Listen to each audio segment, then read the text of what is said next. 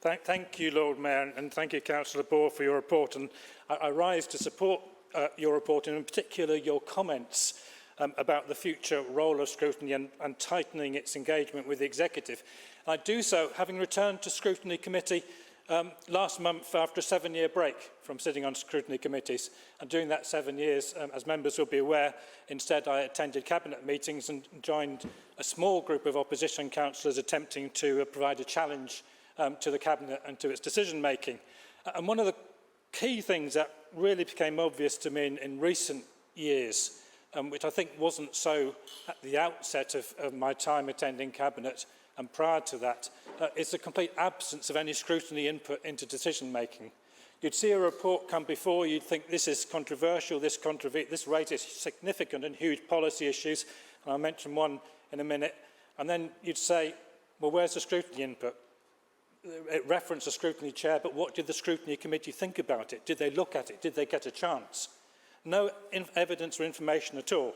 And I think Councillor Bohr will recall when he was leader of the council, I'm fairly certain that he frequently summoned scrutiny chairs to attend cabinet to tell him what they thought about proposals and so forth.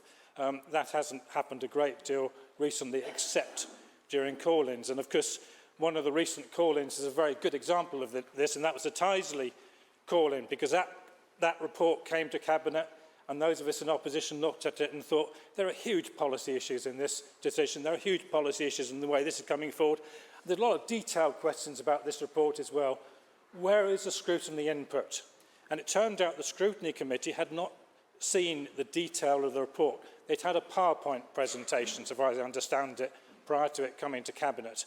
And of course, it went back to them on a call-in request, and the scrutiny committee called it in, and it had to go back to cabinet for decision. And if anybody here thinks it's been done in the best way, no doubt the cabinet members do, but there continue to be huge issues and questions around that particular aspect of council policy. And this can be avoided, particularly if there's cross-party concerns and questions, which there clearly were in that instance, if the proposals are worked up in cooperation with scrutiny. On the committee, I've joined Economy and Skills, and I've joined it because it's where I started on the council, leading a task force on regeneration and skills, and I've joined that committee. I'm delighted to see it exists.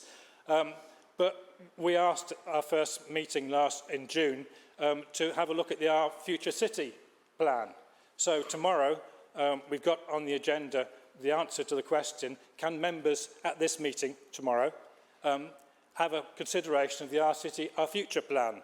And the answer is basically no, but the officers will be there, so I'm sure we'll have a chance to ask questions really, and those of us who take the time will go away and have read the plan already.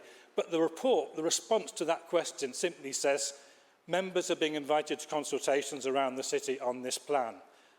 And I know this was discussed at the last council meeting under the leaders' report, but it's a plan which hasn't even been to cabinet. It's a major, major document for the city. It's got lots of great ideas. It's also got lots of questions around it. Scrutiny should be in there deep.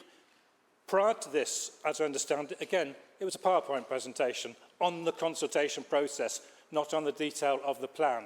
So, and in fact, apparently, Planning Committee has seen it, but the scrutiny committees haven't. So tomorrow is going to be interesting, Lord Mayor,